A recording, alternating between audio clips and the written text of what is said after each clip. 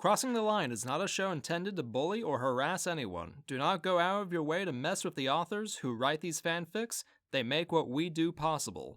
Thanks. Enjoy.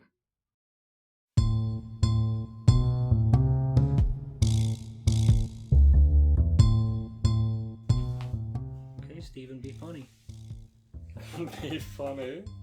Hey, what you doing there, Scout Elias? Did you say Scout? Yeah. He said Scout Elias. Scout Elias? You remind me of the Dead Stew. Dead Stew. We just rewatched we just watched the Rugrats reboot, and Stu is dead. Oh wait, not Stu. Lou. Excuse me. Drew, Stu, Lou. Grandpa Lou is now a hippie instead of a war veteran who hates hippies. And other than that, it was okay. The lighting between the backgrounds and characters didn't really match, so it looked like they were drawn on top of like free 3D models they found on Google. There were a lot of reused 3D models of bad character designs. It's not an adult show, so it's fine, whatever. Despite all the nostalgia goggles they want you to have, this show was not written for adults. No. The adults really didn't have much going on in that episode we watched. No. Don't worry, we'll watch the rest of them, and then you can change your opinion. We will not. There was like one good interaction that introduced one funny character, but even then, like, he's only there for like a minute. It's true. He tried to fuck Grandpa Lou. Grandpa And Grandpa Lou said, no, no, no. The worst version of Grandpa Lou got so much pussy that episode, I'm mad. I will not fuck you. He was surrounded by women, and he's just ignoring them. He literally doesn't say anything to them. He just keeps doing whatever he's doing. She keeps making cookies while they're fucking asking them shit. He says, oh, this is too much. Oh, Lordy. Angelica, why are these women showing up to our door? Why did you let these women in the house to swoon at me? I will not acknowledge them. It's like a fucking parody you would make of Lou if he was a hippie. It's not even, Angelica, you are grounded. Or 1, 3, 5, 6, 7, 8 Googleplex millennia. For context, Grandpa Lou was using the Rugrats equivalent of old people Tinder, and Angelica swiped right on all of them because she thought she was adding new grandmas, and then they all came to her house, so I guess she did do it correctly. Yeah, because Grandpa Lou is such a fox. Yes, they all said, we want to fuck him, and then they came to his house and didn't ask, they didn't invite themselves. They did what every Tinder person does, where they go, fuck. Fuck. You swipe right and they appear at your door like an NPC. You let them in. They load in and do a standing animation. They get your address without fucking asking for it. They just know. Shoutouts to Graham, the best new Rugrats character. God rest his soul. We'll never see him again. Well, anyways, today's fanfiction episode is Kirby. It is in fact not Rugrats. No. Welcome to Crossing the Line, a fanfiction podcast where we read, review, and critique fanfiction for your listening pleasure.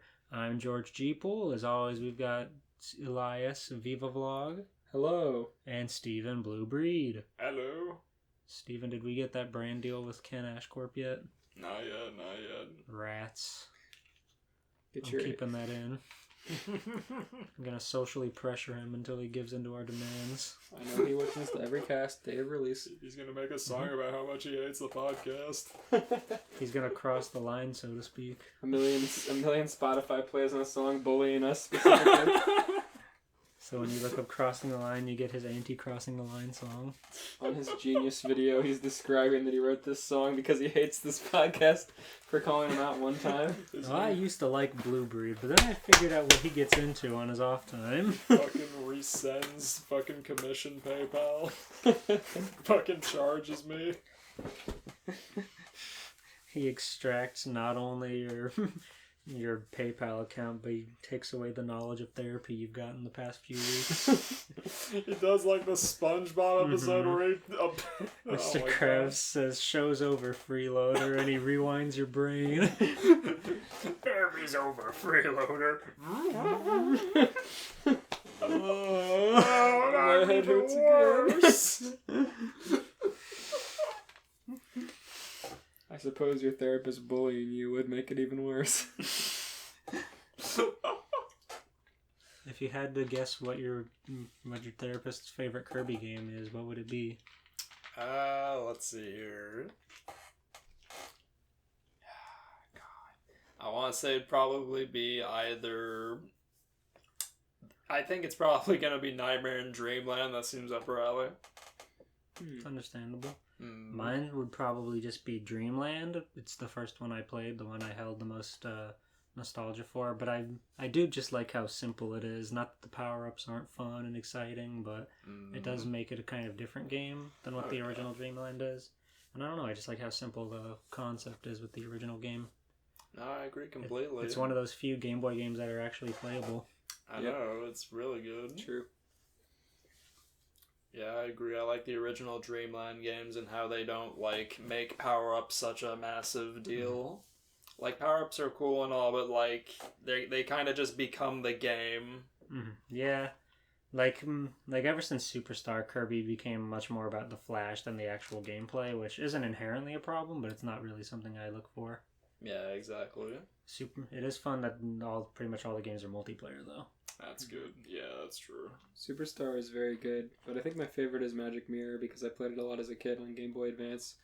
It's very confusing, so as a child that just translated to a sense of wonder because it felt like I was always finding new stuff, just playing around. But I think as an adult it would be a very frustrating game because the map system is very convoluted.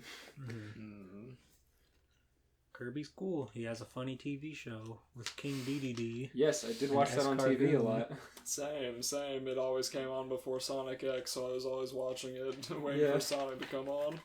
I don't particularly remember it very well, but I liked it. I remember a few episodes. I remember the episode with them animating, like, really distinctly, just because I love how petty Dedede is. Yeah, like, Dedede's like 3D most of the time, but sometimes he's 2D. It's really weird. It's interesting, like, it's weird going back and, like, seeing that the 3D is, like, okay, too. Yeah. That's, like, the weird part. It blends in with the 2D art style really well, so half the time you don't even notice. Like, I can't tell if he is a 2D or a 3D model sometimes, which I guess works out for them. For sure. It's really simple, so everything looks good. He lays on his back and goes, "Give me another bag of them chips!" Shoutouts to Gaibu-chan, that fucking genius from 2014. Can we get Gaibu-chan on the podcast? They're on Twitter, I'm sure I could ask. And they Sweet. did just graduate, so they're going back to YouTube poops finally. Sweet. Cool, yeah. Congratulations to Gaibu-chan. Congrats, Gaibu-chan. I look forward to Working with call it. you. Yeah. I like the fucking YouTube poop they made called When You Go Hard, and they YouTube poop this one song from a Land Before Time sequel for like 15 minutes, and they use every single sentence mix joke you could possibly make. It's so fucking stupid. I was about to get on you for explaining a YouTube poop again. Gaibu-chan takes it up to 11. Gaibu-chan is absolutely out of control. Absolutely, I remember. Well, I'll have to watch Azumanga Daioh so we can do that. We should. That's a great one. Maybe we can watch that after what we're watching now. I've watched quite a few episodes because I remember in high school I didn't know, and Gaibu-chan is what got me like interested. It's very much slice of life. Like everyone always recommended back in that time Lucky Star or Azumanga, and I think Azumanga is way better. Lucky Star is so fucking boring. I think people just like the art style in Lucky Star. Yeah, then the fucking purple-eyed girl. Konata. I think there was a Zone of her. Yeah, there is. There's a loop. Can we get Zone on the podcast? I don't... Do they talk? No. Those two We can get Zone Tan's voice actress, maybe. There we go. To pretend to be Zone. She'll say, "Hello, my little zonelings," and you'll say, "What's your favorite Durham Rockers video?" And she'll go, "What?" Watch this YTP Grape Ape video. And then she'll leave. Yeah, it's your favorite one. No. It was the YouTube poop we watched together where I said, alright, this is enough. I did not expect you to segue from Gaibu-chan to Durham Rockers to Rape Ape. There's this...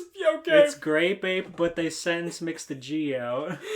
And he just says it over and over, and sometimes they put a color overlay on the screen, and that's don't it. even sentence mix it. He just says it so fast that it sounds like he's saying Rape Ape.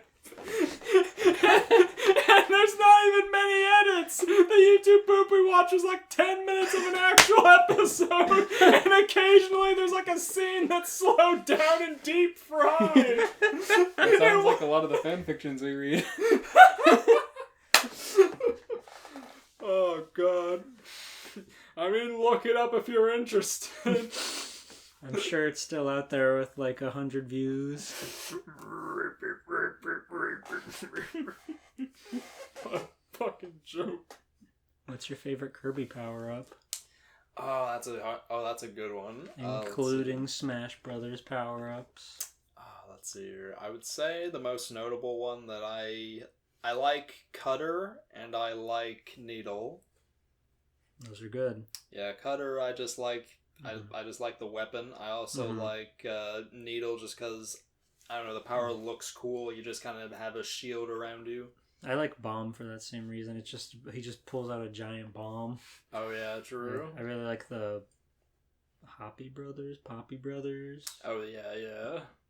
Whatever they are. The Poppy Brothers. Yeah, they're fun.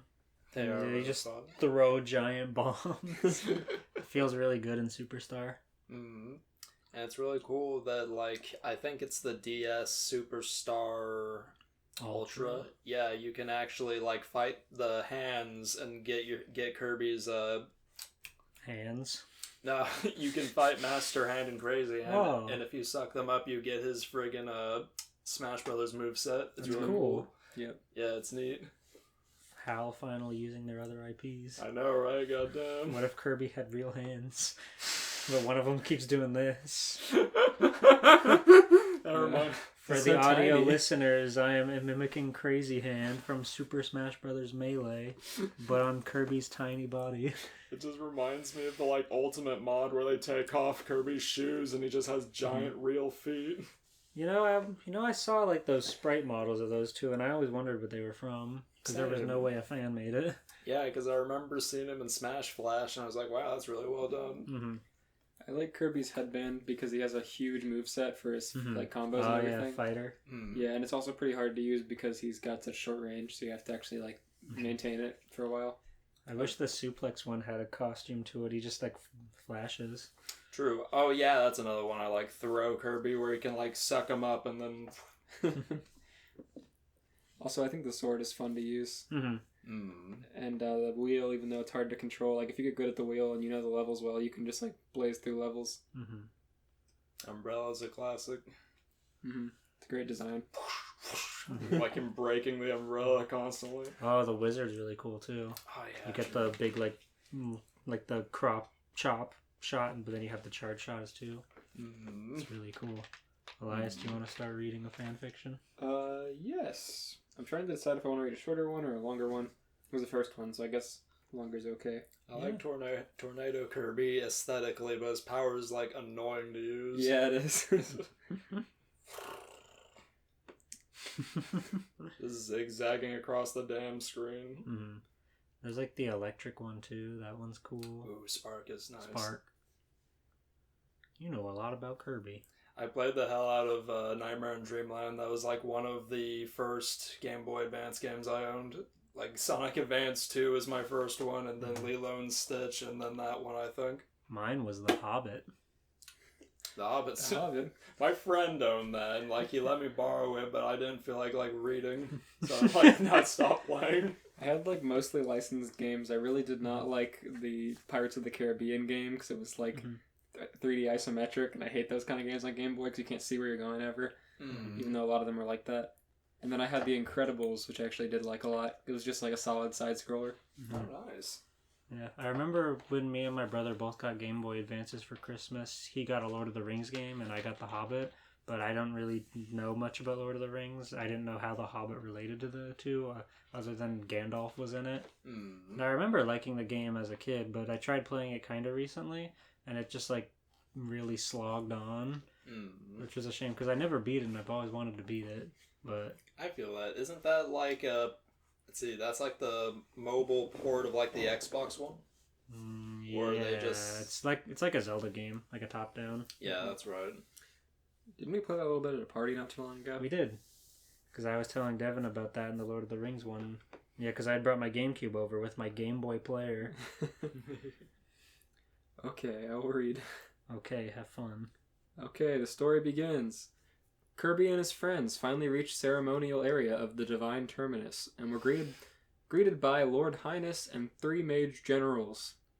Ah, I sense interlopers, Lord Highness murmurs as he turns around to see our 4 heroes running towards the inner sanctum. Kirby was joined by King Dedede, Meta Knight, and Bandana Waddledee. As they approached Highness, he began to speak. You think you outsiders could just waltz on in here uninvited? Well, no matter, for you are much too late to stop us now. Highness pulled out a book and instructed his underlings to turn to page 32 and begin the ritual. They all begin singing a rather beautiful quartet of Lesbian Seagull. It wasn't until they had already finished the song that Highness noticed they read from the wrong page. No! No, no, no, no, no, no, no, no, no, no! Not Lesbian Seagull! You worthless fools! You performed the wrong chant! You instructed them! They're gonna turn Kirby into a lesbian? You worthless fools. Zan Partisan spoke up. But sire, you also sung the wrong chant with us. Highness was about to pimp slap her when he suddenly a portal opened up about everyone. Is Highness the fucking evil man with the glasses? I don't know. Or No, are these that's- characters from something else?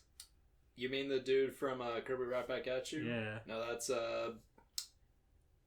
MMD or whatever his name. MMD. I need a Highness is Mustang. evil. That's Oh, all he knows. NME.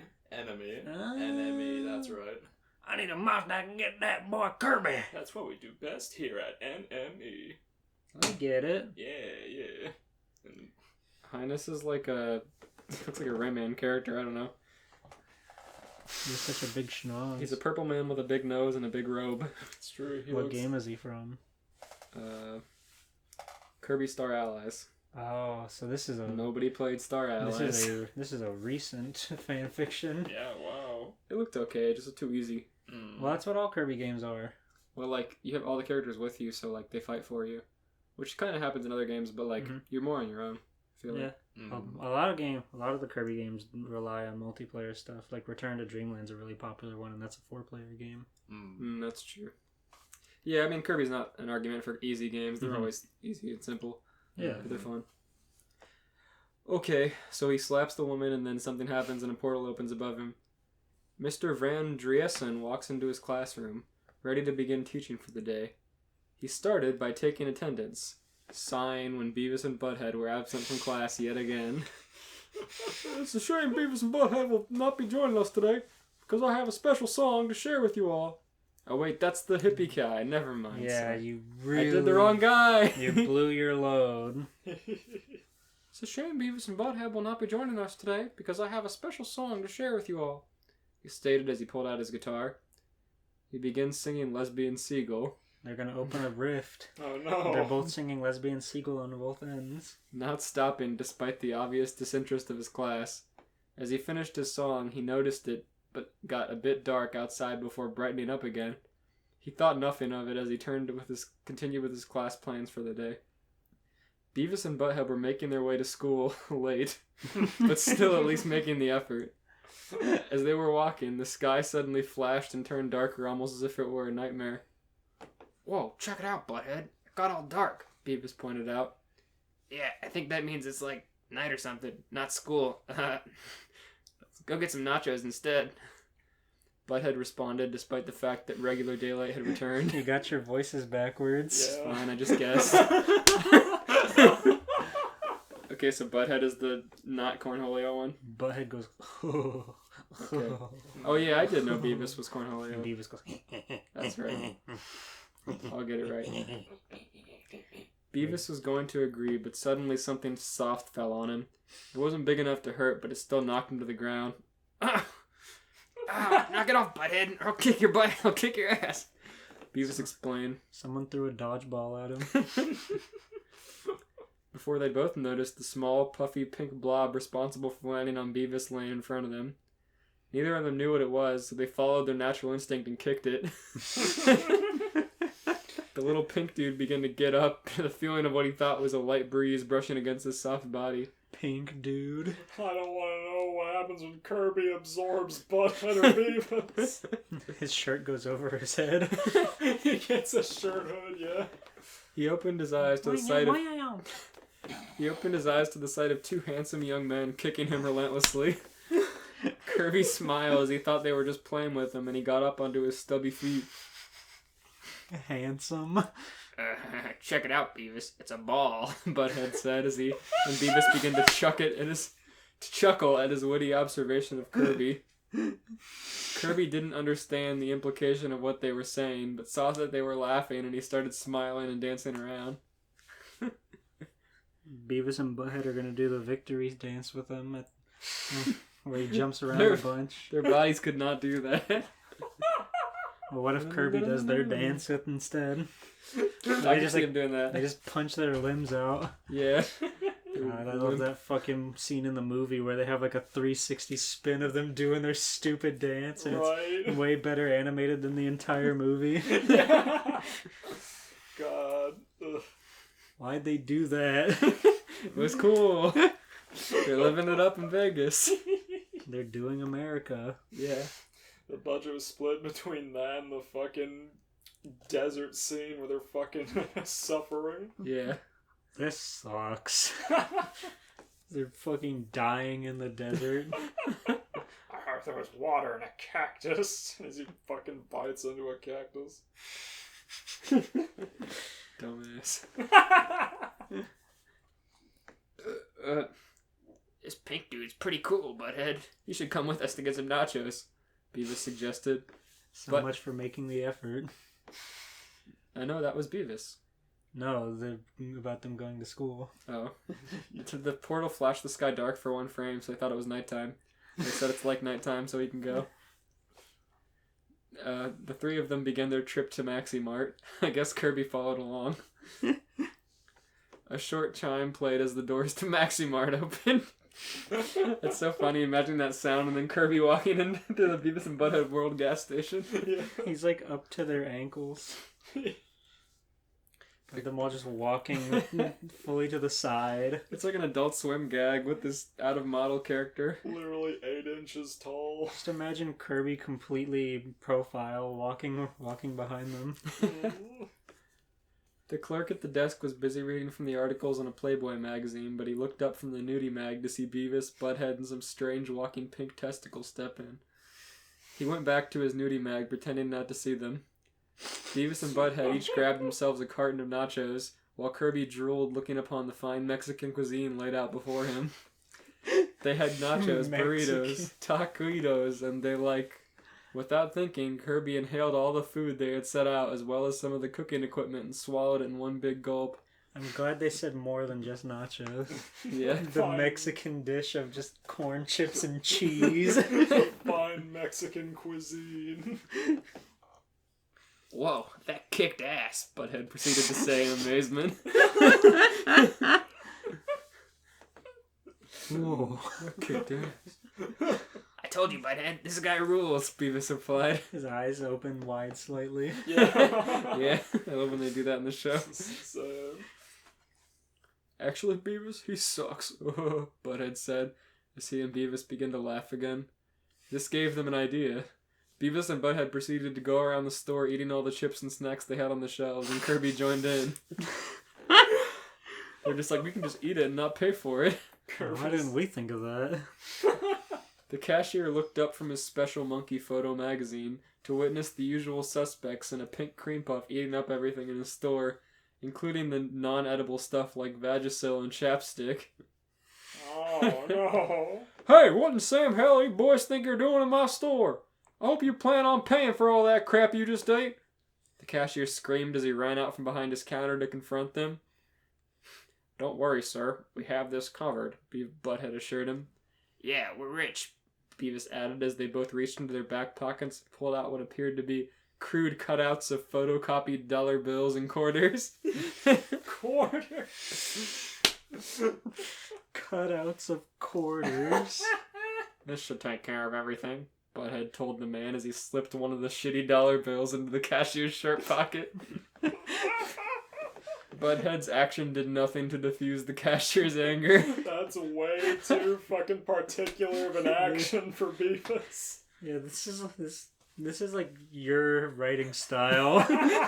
It is, it's so good. Yeah. I don't have time for your shit again, boys. I'm calling the police. Maybe this'll change your mind, Beavis suggested as he dumped a handful of the badly cut out paper quarters onto the cashier's pants. They're only printed on one side, so just half of them are white. The cashier was absolutely livid and red in the face, gritting his teeth, seething in rage. This is something I'd fucking write. He forcefully grabbed both of the boys by their shirt collars and held them up. I'm gonna do to you shitheads what I should have done ages ago. I'm gonna shove my foot so far up your asses that my toes will be kicking out your teeth.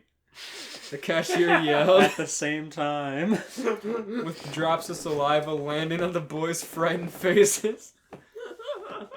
Kirby did not take kindly to the rude man being a meanie to his new friends. He wasted no time in jumping up on the counter and kicking the cashier in the face to knock him away from the boys before inhaling him and swallowing him whole. A fully charged side smash to the man's fucking head. He's gonna get the powers of a cashier. He ate him. Oh no. Sure enough, Kirby gained the cashier ability, donning a snazzy name tag with his name on it and a deep-rooted hatred for the general public. Some water. Boy, ain't that the fucking truth. God, I hate retail so much. Beavis and Butthead watched the events unfold in front of them in awe. Not only had their new buddy bailed them out, but he seemed to take on some qualities of the guy they just watched him eat. Hey, Butthead, he's got one of those name tag thingies on. Maybe we can learn what his name is. Beavis suggested after gesturing towards the name tag. That's pretty meta commentary. Butthead leaned forward to get a better view of what the name tag said. After slowly sounding out the letters, he came to a conclusion. Hey, Beavis, I think his name is Kirby. Butthead stated. That was the wrong voice. I couldn't do his voice very well. Hey, Beavis, I think his name is Kirby. Butthead stated. Kirby shook his head and corrected him. Soon, how did he do that? Did he say? He said Kirby. It's Kirby, boys. Right back at you. Soon after he did that, he realized he now had the ability to open the cash register. He hopped over the counter and opened the cash register. Ability. It's amazing. Hey, Beavis, we're rich again. Butthead pointed out as they were busy shoveling all the money into their pants. There was enough of it that some of the bills could be seen sticking out of the tops of their pockets. Beavis was shaking in excitement. Imagine all the nachos and beer we could buy with this money. Maybe even a flamethrower. Fire! Fire! They walked out of the store satisfied, but they were soon met by Todd in the parking lot. Todd took immediate notice of all the money sticking out of the boys' short pockets. Is Todd the neighbor? I think he's their bully. Come up. Oh god, I hope it's their bully. And Kirby gets the power to bully. Yeah, it's this dude. Oh yuck. Oh no. I hate citizen. that guy. Yeah. It's like a criminal. Hey, ladies, want to share some of that dough? Todd asked, taking a threatening step towards them. No. You stole this money first. Said Butthead, unflinchingly. I think he has more like, No. We stole this money first. That's, yeah.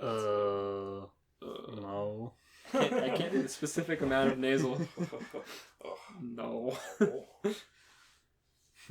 Yeah, we're gonna use it to start our own gang with lots of nachos and naked chicks and beer, but, you could join our gang if you want, Beavis added. Todd grabbed both of them in a chokehold and pressed them against the windows of Maxi Mart. This is the second time today they've both been held up. Held up off the ground. That's a shame, because I'm gonna just take that money from you girls anyways. Todd looked down and noticed a third bean that was with the boys. What's this, lumpy little turd you wusses have with you? Kirby was slow to anger, but this strange bean posed a threat to his new friends and insulted him. He shot a death glare at Todd, who was unreceptive to it.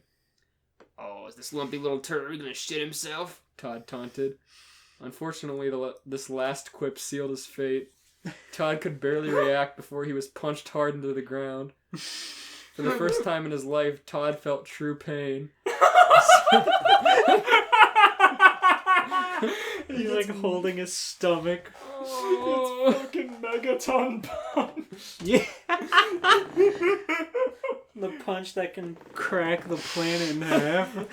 Right in Todd's gut. Fucking bursts his liver. A single tear ran down his chiseled features as he laid on the ground in the fetal position, clutching his gut. The tear did not escape Beavis and Butthead's notice. They immediately began laughing at his expense. You're crying. You're crying. What a wuss. Butthead spoke down to Todd. Beavis never thought they could have said those things about Todd. He was so cool. Imagine Beavis and Butthead looking down on you. I know, right? It's really upsetting. Their stick frames with their huge heads, just with their eyes down. That's a bad angle for their drawings. What a wuss. He's crying.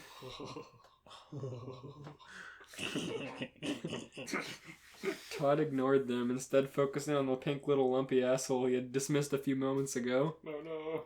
What the hell, man? Todd whined between his teeth clenched in pain and fear. You would make a cool addition for my gang, but pink is not our gang's color. Todd's girlfriend Gina had stepped out of the car after seeing Todd hit the ground. She was debating if she should make fun of him for going down after one hit, and to a round pink marshmallow man, no less.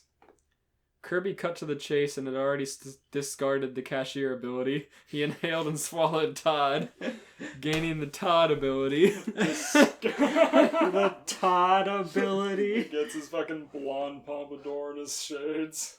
He looked pretty stylish in the sunglasses and torn denim jacket. Beavis and Butthead stared with their jaws dropped. That was cool, right, Butthead? Beavis asked. Yeah, I think so, Butthead agreed. Maybe he's cooler than Todd now. I don't know, Butthead. They'd have to be pretty cool. But he does look a little bit like Todd now, Beavis pondered. Kirby hasn't cried, so he's cooler than Todd now. Butthead wisely pointed out. Kirby in sunglasses is really funny. They're like little They'd have creature with sunglasses they'd that's have falling like around. such a wide nose bridge so they can actually fit around his head. Right. It's just funny. It was funny with Kirby following them around already, but with sunglasses he's even funnier because he's just this cool, mysterious being in fucking denim. The boys were so busy in their discussion that they didn't notice that Kirby was locking lips with Todd's girlfriend. Yo, he did get the Todd ability. He's got a girlfriend already. He's cool. His big ass mouth on this woman. Oh, you're better than Todd, moaned Gina after sharing spit with Kirby. His abilities are stronger when he absorbs them. Mm-hmm. They also shared some of the things Kirby had eaten earlier, like gas station hot dogs and Vagisil. She had a craving to watch NASCAR after drinking some of the regurgitated Vagisil and suggested they take a ride in Todd's car.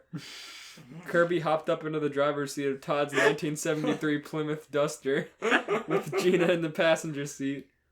Beavis and Butthead joined in the back seats, excited at the first time to ride in this car outside of the trunk. Yes. Kirby cracked open and slammed back an ice-cold Jack Daniels and revved the engine. This is the best thing that's ever happened to these two. It's amazing. Beavis and Butthead chugged some non-alcoholic beer they found at the gas station, though they were unaware the beer lacked alcohol. A burnt-out, flickering light bulb appeared next to Butthead's head. That butt munch Stuart still owes us porn. Oh, That butt munch Stuart still... was that Butthead?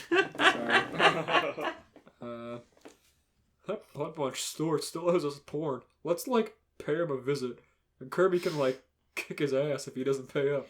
That'll be cool. Butthead cracked open another can of non-alcoholic beer. The party agreed and sped off for Stuart's house, but not before doing some wicked sick donuts in the Maxi Mart parking lot. The party. Like it's a fucking video game. Okay, that was halfway through the 4K words, so I'm gonna stop there. It's pretty cool. We can assume Kirby kicked someone's ass and absorbed their porn ability. I rate that story 10 copy abilities out of 10. I rate that story Kirby Star Allies Beavis and Butthead DLC. Yuck. I rate that 5 out of 5 donuts in the Maxi Mart parking lot. That was rad. That was super cool. I love that story. That was great. Just imagine a fucking side-scrolling. That's what I imagined. Just them side-scrolling like in a Kirby game, with partners, but it's just all of them. It's gonna be great. Yeah, because there's the walk cycle. Beavis and Butthead is perfectly, profile. It's true. You could probably make that with the fucking sprites. Okay, I got mine pulled open. I hope it can follow up the one you just read. We got this. Attention reader, this fan fiction is rated D for DDD's dick. Do not read unless comfortable with the following themes: climacophilia, masochism, urophilia, vorophilia, sadism, hematophilia, yaoi, smut, steamy sex scenes, interdimensional spunk. If this isn't your cup of tea, well, fuck, this isn't mine either. Let's be writhed in pain together then, shall we? Third person POV. Susan and Mary had beads of sweat rolling down their faces and backs. Susan bit her bottom lip as Mary pounded relentlessly into the computer. This had to be it. This had to work. Their interdimensional machine they had created had blown up multiple times. Too many to count. Actually, it was only 5. But it felt as though this streak of failure was uncountable. Mary wiped the back of her palms across her drenched forehead. Finally, she pressed a large glowing red button and sighed, panting heavily. "Susan," she choked out, her voice hoarse. "It's finished." "Wonderful," Susan loosed with a sigh. "Now we can begin." Susan walked to where Mary was standing and shoved her out of the way. Mary didn't mind. She was used to it. Really used to it. Susan then punching in different buttons, and the machine roared to life, casting light out over the walls and making the tile of the lab sparkle and glitter. The machine then let out a hiss and screech, steam coming from the inside. "Not again, not again, not again!" Oh, it's Johnny Test. That's what that says. I was trying so hard to think. Susan and Mary. Who are they? Because then they're normally only accounted when they call them Susan and Mary Test. When you said lab, I was like, oh, lab. They're lab people. Who are in the lab? Yes, no, not in the lab, Mary exclaimed, shielding her face from the blasts of air. However, Susan began to walk in front of the machine. She stood proudly and called over her shoulder at the quivering Mary. "Fret not, Mary. This machine, I believe in it. To my calculations, it should work." "Susan!" Mary cried out. "Get away from it! It's going to blow up!" Susan ignored Mary's distressed callings and stood taller, hands on her hips. Her long red locks were blowing out, and her lab coat rustled in time to the heavy wind now encasing the lab.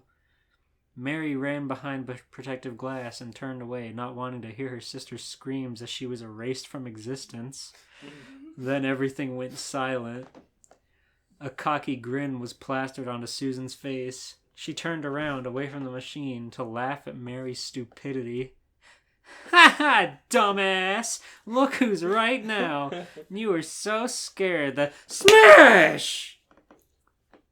Susan's sentence was cut off, but that wasn't the only thing cut off. Well, cut isn't really the right word to use here. More like batted. But anyway, Susan's head landed with a thump right in Mary's lap. Susan's blue orbs were fixated on Mary's. What happened? Mary could feel bile rising in her throat. Crimson blood oozed from Susan's decapitated head, running down onto Mary's now stained lab coat. I was wondering if that was her decapitated head or she just fell. Well, now you know. Mary couldn't hold it back anymore and threw up her lunch onto Susan's head and passed out from shock, falling right into a mix of blood and bile. This is awfully dark for Kirby. Heavy footsteps waddled around the protective glass. The creature, no, the penguin smiled down at the girl beneath him. The penguin? He raised his wooden hammer above his little hat on his head. Laughing historically, King Dedede brought down his hammer, smashing into Mary's head. Beneath the wood was a splatter of blood spewed across the white tile. A green eye had somehow been popped out of her skull and was trailed across the room. Little dots of blood where the eye had bounced around until it finally come to a stop. As the penguin lifted his mighty hammer, chunks of brain that were stuck to it began to fall off into the green-red mixture of vomit and scarlet blood with a red, sickening splash. The triumphant bird roared its mighty roar to the sky. But moments later, the sound of someone falling downstairs alerted the king. Johnny Test falling down the stairs. That's when Dedede felt a longing, a need. He was turned on by the pain of someone else falling down the stairs right outside the lab. Needingly, Dedede rushed for the door, but before he could open it, it opened itself, and there stood a young boy with flaming hair and turbocharged backpack. Grinning in his 2D frame. Yuck. Fuck. Johnny's POV. Poor guy. I would hate to be Johnny with a POV right now. Walks into this mess with this penguin king with a big hammer with a need. Bling Bling Boy's gonna be so mad. Bling Bling Boy's gonna put a ransom on King Dedede. He is. His head on a silver platter. Loud noises were coming from the lab. I rolled my eyes. Those sisters of mine, They're Susan dead! and Mary. He doesn't know that yet! Susan and Mary were probably failing another experiment to get some interdimensional spunk. Those horny lab rats. I might as well go down there and laugh at them at their failed experiment. I got up from the couch and didn't notice my untied shoes. As I made my way to the stairs, I tripped, falling down the flight of them, breaking my arm in the process. What the fuck? I sat up and licked the blood from my arm seductively, immediately turned on by my own pain. Lust-filled, I opened the door to the lab, and there stood a creature just as horny as I was. In parentheses, prepare your assholes, people, because things are about to get rough. Not where I thought this was going at all. You know, me neither. Rated D for DDD's dick. Okay. I suppose it's accurate. I thought that was just some bullshit they say at the beginning like usual.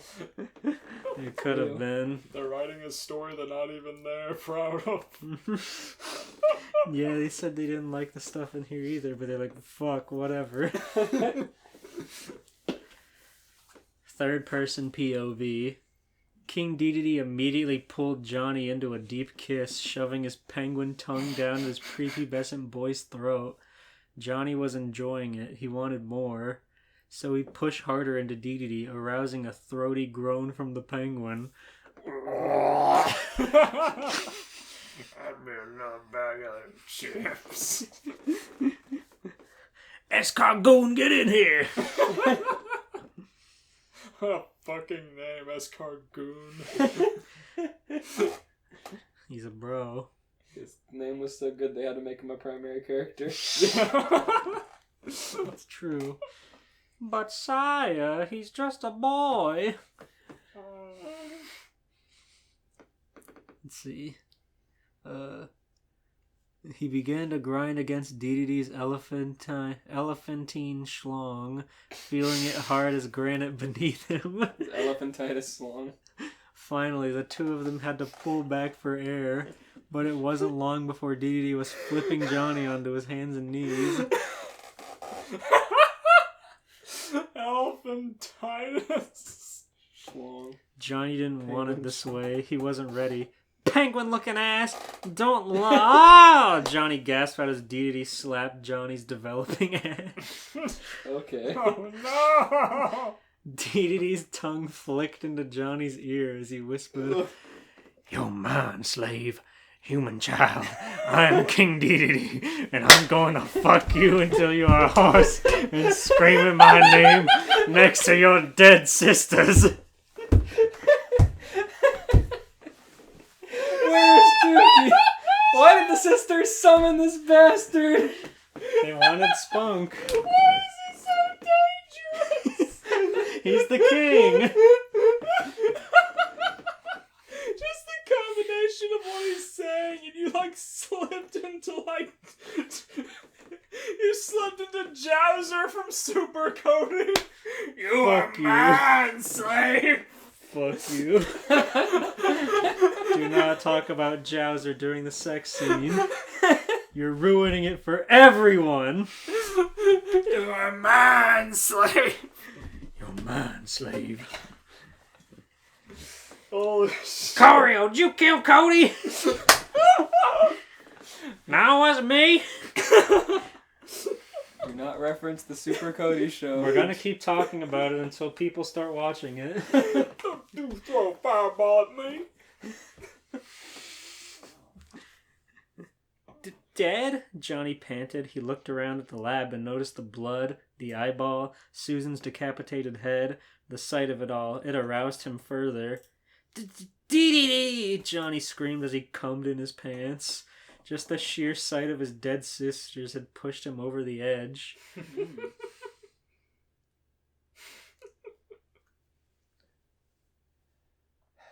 The awkward silence, dear viewer. Stephen, in one simple clip, was able to get to the Super Cody Show playlist on his desktop computer. I have it saved to my library. Is that how many views the playlist has, or the actual video? That's just the playlist, probably. Yeah, probably. I was gonna say, I know it's underrated, but not that underrated. Let's see, combed his pants, dead sister. Pleased, DDD took Johnny's pants off as well as his own clothes. Using Johnny's cum, he began to viciously lather his veiny monstrosity, making it slick and ready to enter Johnny's little boy pussy. Disclaimer, a little boy pussy is an asshole and a tight twink. Johnny is not trans. Of all the lines to draw. Disclaimer. Of all the Urban Dictionary quotes to put in here. Johnny is not trans! Johnny's excrement soon coated every inch of DDD's monstrous man muscle, glistening in the fluorescent lights of the lab. The penguin then shoved his manhood deep into Johnny with animalistic force, having no regard for the boy's well-being, yet his fucking arm's broken. Monstrous man muscle, I gotta remember that one. Yeah. Disgusting veiny. Make a comic right now. With your mouse. MS Paint with your mouse.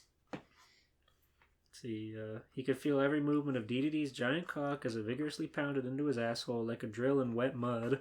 As Johnny clenched tighter, he felt his insides conform around the throbbing veins of his assailant. It wasn't long before the warmth of DDD's semen was released inside him. Its heat was somewhat relieving from the tearing within Johnny's nether region. Weird, he thought. Oh my god. Weird. A whip crack as DDD fucking nuts in him. Every fucking thrust. God. That and DDD. Sound effects. I can't imagine Johnny just thinking weird. Weird, Surely there's he more thought. to But Johnny knew this relief was only momentary. The beast was ready for round 2. What do you mean round 2? His arm is broken and he's dead. No, DDD's the beast. And he's ready. It doesn't matter if Johnny's ready. What about his dad? Is his dad still watching? His dad's not there. Who did you say came into the room and looked around? Johnny. Oh, again? It's his fucking dog in the corner watching. Okay. Dookie. Yeah. I was confused by the wording. Go get him, Johnny. Yeah, there was a brief moment where it was in Johnny's POV for some reason, and that like reset the story. Okay. So yeah, Johnny was flipped on his back with exuberant force. He lay there motionless, feeling as if he would lose consciousness from the great pain still lingering below his raised both hands, and generated a loud clap. Shortly after, it was followed by the entrance of 2 Waddle Dees through the dimensional rift, each carrying a silk and velvet pillow on which a pair of handcuffs lay. Just shove a fucking Waddle Dee up his ass. They opened this hell portal to the DDD dimension. Right into DDD's living room. He's using his final smash from Brawl. DDD. There's The menace, as soon as he sees another dimension, he's in there, causing hell. Another kingdom to rule. Let's see, DDD picked up both pairs, scrutinizing them carefully. Upon receiving his approval, both Waddle Dees were slowly devoured by their master. They were proud. This was, after all, the most noble death for a Waddle Dee. After his stomach had settled from his snack, DDD began to handcuff Johnny's left arm and leg together behind his back, and followed suit with the other 2 limbs. Shortly after, DDD had retrieved a beaker from one of the surrounding lab cabinets. The penguin rose the glass to his genitals and began to supply its volume with urine. He inhaled the scent. He could detect the aroma of digesting servants. With great dominance, Johnny felt himself being rolled onto his face. The cool tile pressed against his exposed form. I thought he already was on his face. And he was on his back, and then he was on like this, and now he's like in a ball shape, I said he was like on a his wheel. hands and knees. No, his hands and knees were like handcuffed behind them. So he's in like a triangle shape, I think. Well, now, but like, it said he flipped around his hand. Okay, it's fine, whatever. DDD's about to make him drink pee. There's more pressing matters than what position he's in. I'm trying to postpone the inevitable. As he smelled it.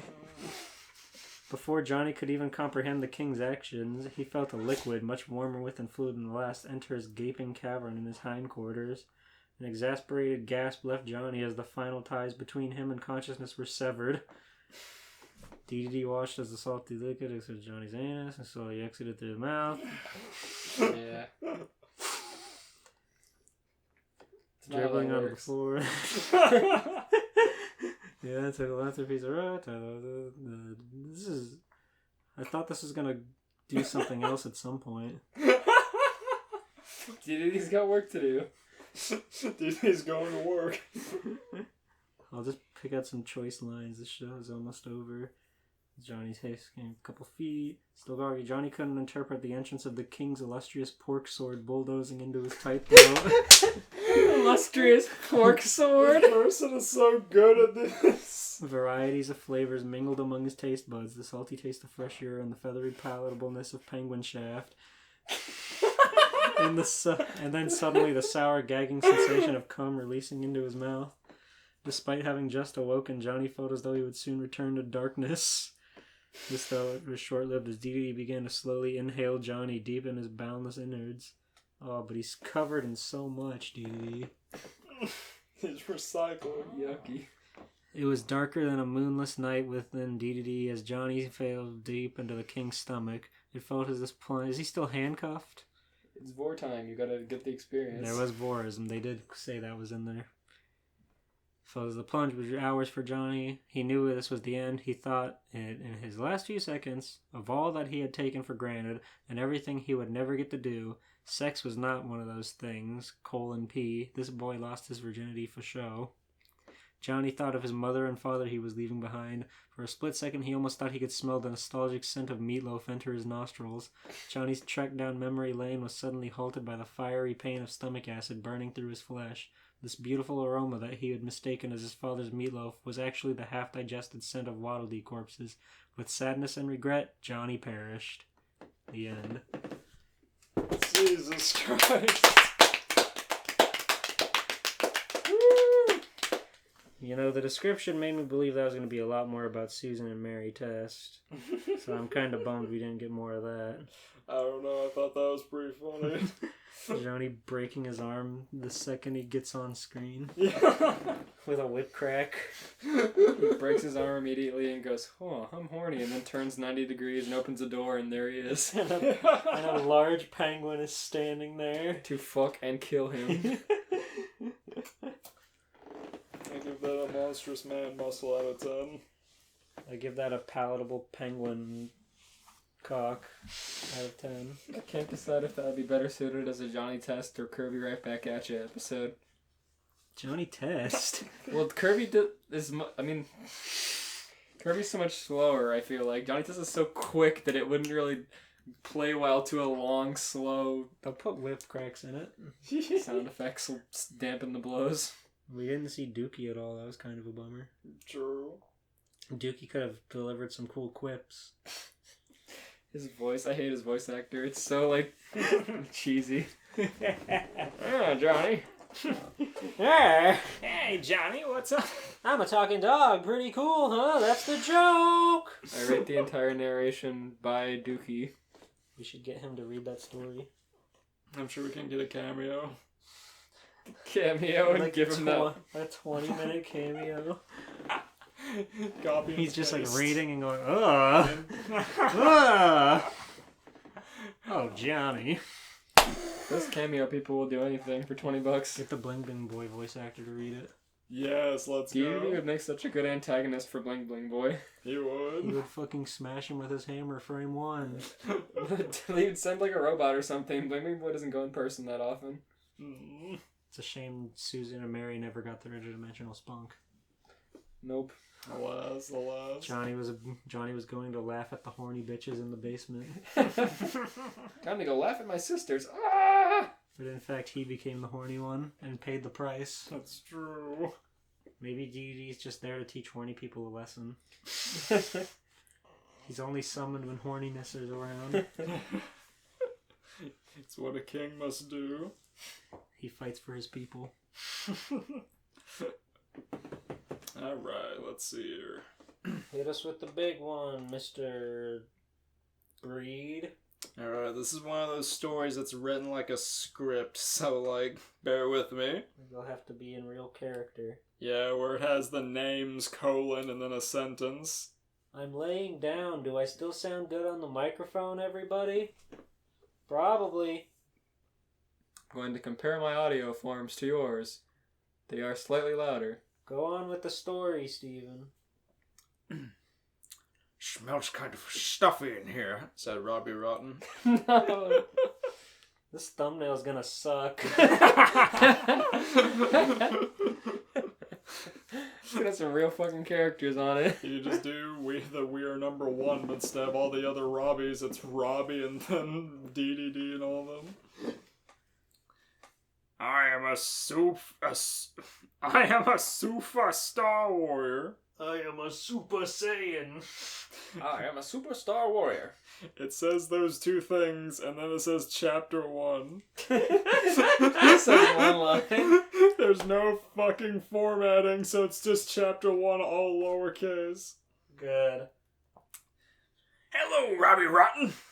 Who are you? A valid question. I wish anyone else would have asked that. I am the one and only Mario. Just kidding.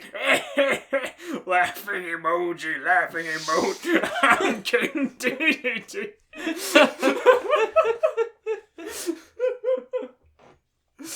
We smack throwing out laughing emojis like Gordos. It's not even putting it there, just spelling laughing emoji. That's good.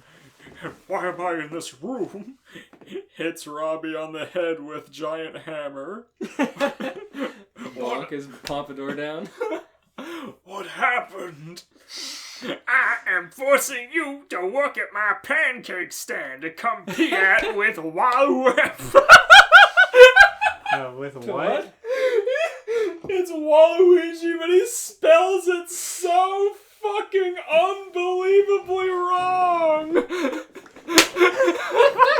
Waluigi. Waluigi. Please spell it out loud. He says Waluigi, but it's spelled Waluegs.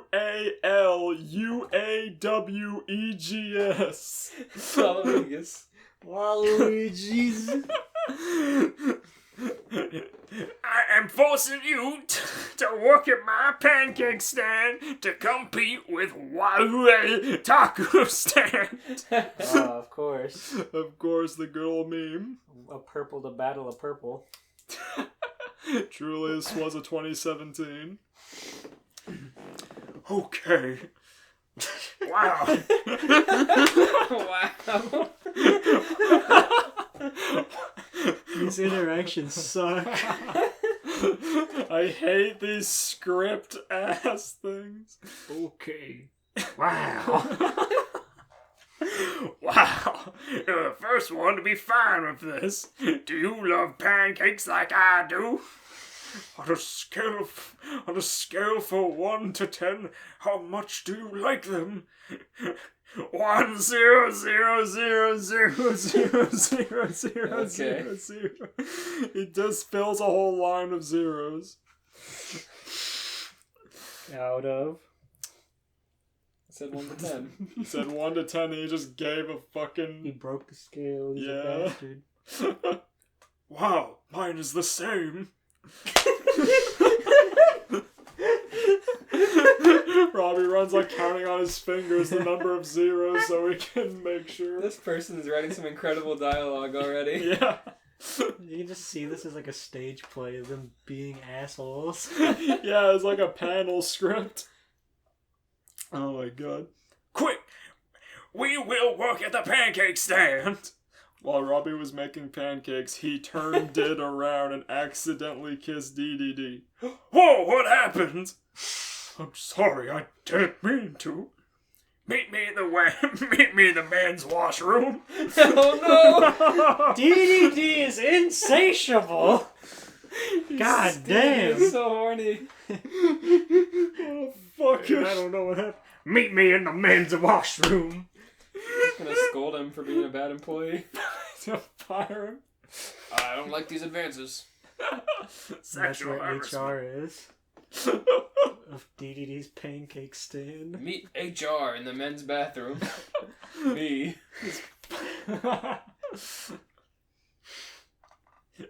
Why did you call me here? DDD flushes toilet and ground starts sinking. He actually uses the oh. Never mind. He flushes the toilet and ground starts sinking. To his secret cave. I am the masked superhero DDD man, and I want to train you to become Robbie Boy. This is not where I thought this was going. I knew I shouldn't have flowed you, but Robbie Boy sounds cool. Chapter 2. Robbie Rodden is at least twice DDD's height. He's so tall and lanky. He's the antithesis of DDD's design. I love, thinking of him overacting all of his emotions. But Robbie Boy sounds cool. He's such a strange sidekick. He's so tall compared to DDD. DDD's like this tiny Mario-like figure, and Robbie Rodden's like 3 times his size and lanky. He confidently walks behind him. How else are they going to compete with Waluigi's taco stand? It's true. His tacos are so good. He doesn't pay taxes. Chapter 2. Wow, this place is pretty cool. We gotta get in the DDD plane. What's the DDD plane? Why? We're gonna bomb taco stand. And it's still spelled like that. I'm gonna bomb it. I thought he was gonna be Robbie Boy. Why did they bother trying to make pancakes if they were just gonna give up and bomb it? What kind of superhero is this? We're gonna bomb Waluigi's taco stand. Okay. Just get in.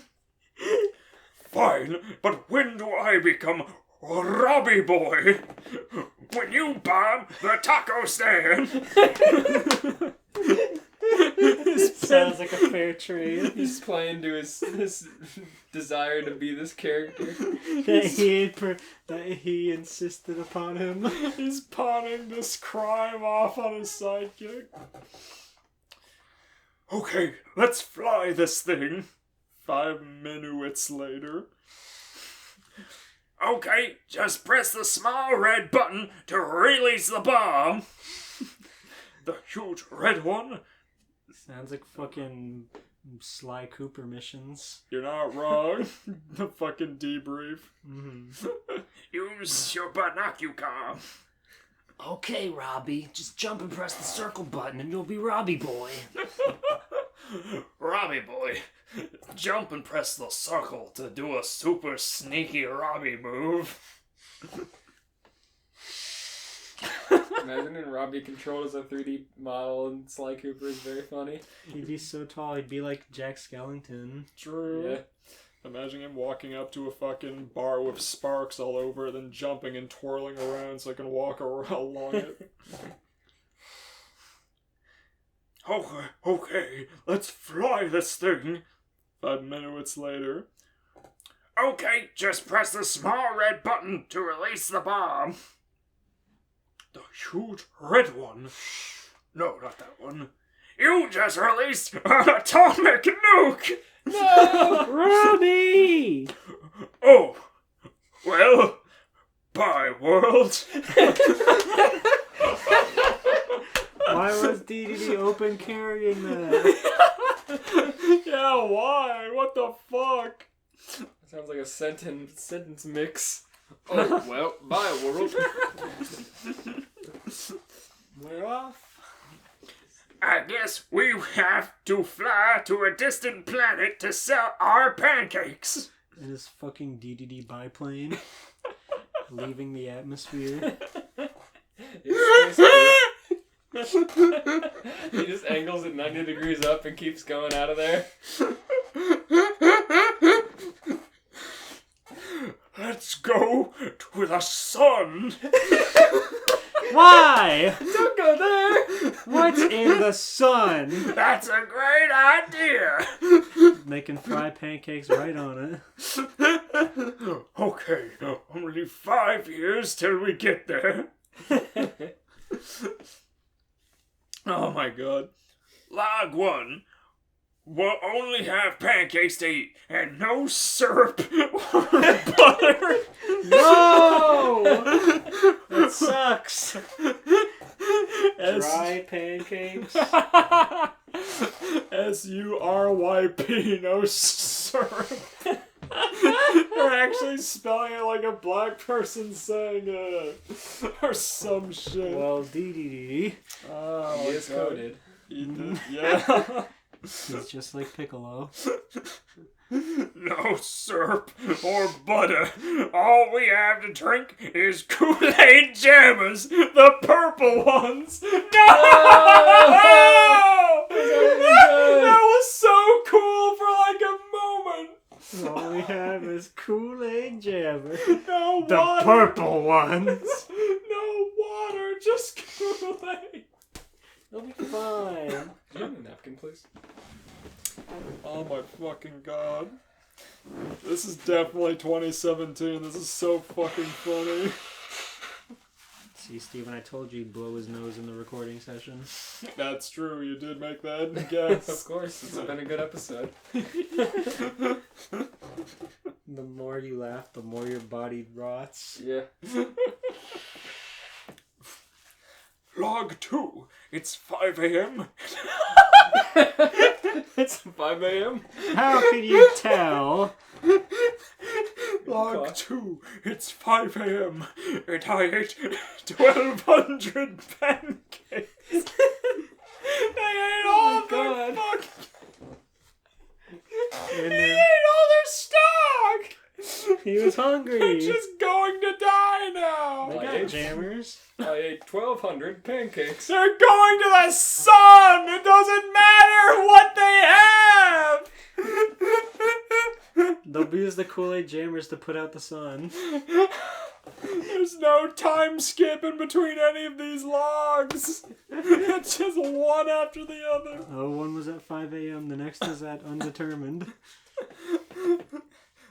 Log 3, it's getting boring, and Robbie ate my hammer, so I can't be a superstar warrior.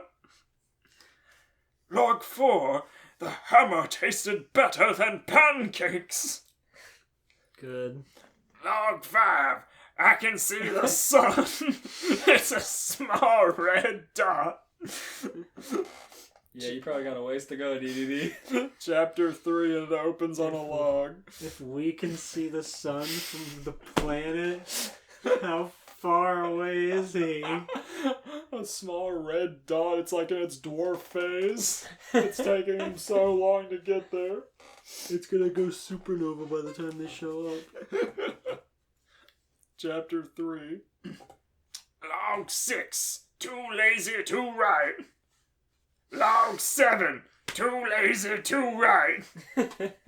Log 8, too lazy to write. Log 9, too lazy to write. You've been flying towards the sun for 9 days and you can't even write a log. Log 10, too lazy to write. But he's also bored.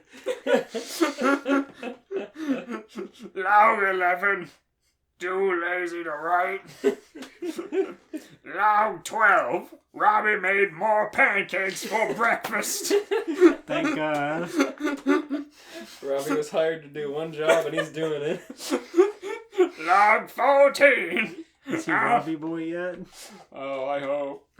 He dropped the bombs as instructed. He is now Robbie Boy. He's a hero. He didn't drop the right one, though. He took out Waluigi. He did take out He Waluigi. took out all their customers. That means they win. Fair. Log 14. I am a hip kiddo. Log 15. Me and Robbie ate more pancakes.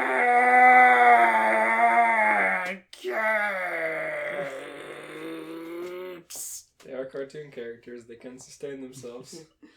In space. I'm still just imagining it as this tiny biplane. Yeah. Log 16. Well, those logs are boring. Let's skip 5 years to the future. Log 19,102. Tasty pancakes. Oh shit, we're at the sun. Finally, it took us long enough. Now let's make a base. As they step on the sun, they realize they are at Mars. Oh my fucking god. That was the tiny red dot. That's why it took them 5 years. Jesus Christ. The sun isn't as hot as I thought. The GPS says we are on Mars. Okay then, another 5 years till we are at the sun. Chapter 4, they crash into the sun and die. The end. Yay! What a lovely story. That was pretty funny. I like the way it was written. Same. For one of those scripties, it was pretty decent. Yeah.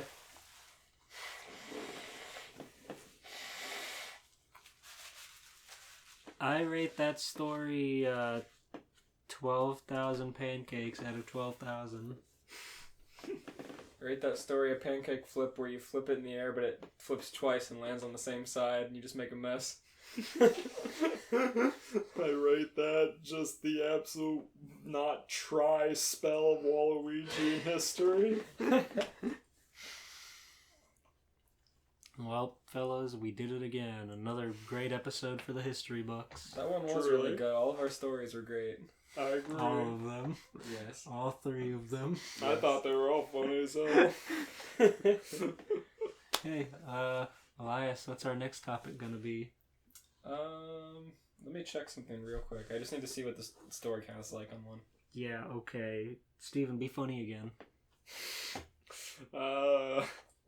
Let's see here. How to be funny. You say, "Get me another bag of them chips," and then your model rigs closer to the camera. You're right. Get me another bag of them chips. Perfect. You did it. You're finally a professional podcaster. I know them things is for Kirby. But I'm Kirby, so them things is for me. Gaibu-chan would be proud. Truly. I'm gonna have to Gaibu-chan up the tags in this video. When you're big, you can push all the little ones around. They'll be looking up while you'll be looking down. When you're big, you can fuck all the little ones.